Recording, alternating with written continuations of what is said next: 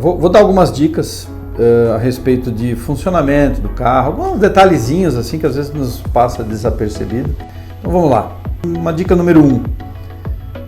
Quando a gente vai dar partida do carro de manhã, o ideal, pouca gente faz isso, eu mesmo às vezes me esqueço, o ideal seria você ligar a chave, o contato, a hora que acende ali a parte eletrônica e elétrica do carro, que são as luzinhas ali, não dar a partida direto. Ele tem que fazer um check-up de toda a parte eletrônica primeiro, ele apaga o check, aquele checklist que ele faz, e depois sim a gente dá a partida.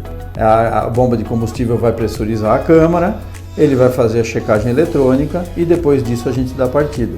A dica número 2 seria, ao funcionar o veículo, nunca acelerar, né? Porque você está ali com o motor ainda sem dilatação, não tem temperatura, o óleo ainda está grosso demais, a dilatação das peças não aconteceu e o óleo ainda não subiu, não atingiu a pressão ideal, e você dá a partida de acelerar o carro imediatamente, é um erro bastante comum e é bastante grave. Ao longo dos anos você vai diminuir muito a vida útil desse motor.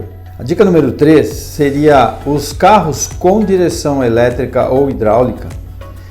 Parece tudo muito bonito ali, a gente vira fácil e tal, mas um erro comum numa manobra é a gente ver as pessoas às vezes chegar no final do curso e ainda segurar, forçando a direção hidráulica ou a elétrica, tanto faz, no final desse curso, tanto faz para a esquerda ou para a direita. Isto não se deve fazer, não se deve fazer. Você vai sobrecarregar todo o sistema, você está lá nos batentes, lá embaixo está tudo funcionando. Aqui em cima parece que está tudo bem, está tudo muito fácil, mas as peças lá embaixo estão sofrendo bastante com aquela pressão toda. São 2 pneus que estão no chão, eles têm que se deslocar, esfregar. Então você tem que ter o comparativo assim. O que acontece quando você tem um carro sem a direção hidráulica? A gente faz muita força e mesmo assim ela já é desmultiplicada pela caixa e pelo tamanho do volante. Então imagina lá embaixo tudo que acontece, né? Então assim, a minha dica, de preferência movimentar o carro para fazer as balizas, as manobras, e quando tiver num lugar apertado, faça uma manobra a mais e nunca tente ficar com o volante virado 100% no batente, forçando ele, que você está sobrecarregando todo o sistema e isso aí diminui muito a vida útil também.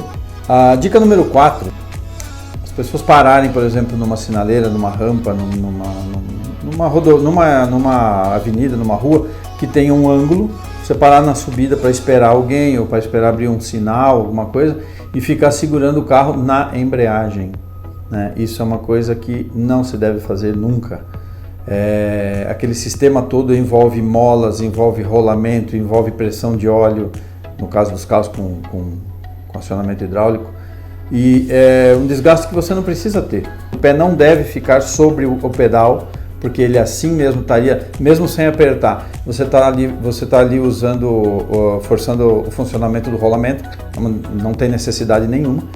Parou o carro em rampa, desengatar o carro, tirar o pé da embreagem e segurar absolutamente somente no freio, tá?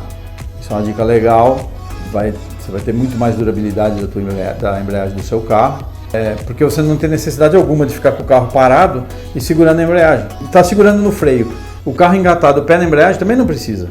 Então a dica seria essa: parou, desengatou, tirou o pé da embreagem, aguarda na hora de sair, apertou, engatou e vai embora.